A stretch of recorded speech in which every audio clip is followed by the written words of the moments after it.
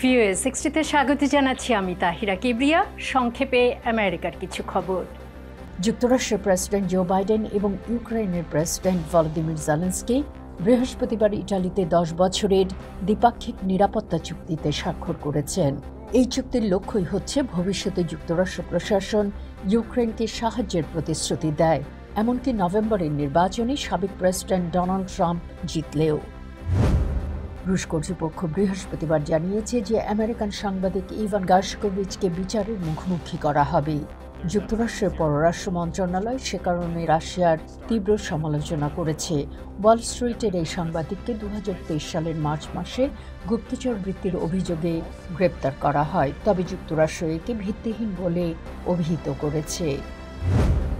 সাবেক president Donald Trump বৃহস্পতিবার ওয়াশিংটনে রিপাবলিকান আইন প্রণেতাদের সঙ্গে বৈঠক করেছেন। 2021 সালের 6 জানুয়ারির হামলার পর ক্যাপিটল হিলে এটাই তার প্রথম সফর। বৈঠকের পর ট্রাম্প দলীয় ঐক্যের ওপর জোর দেন।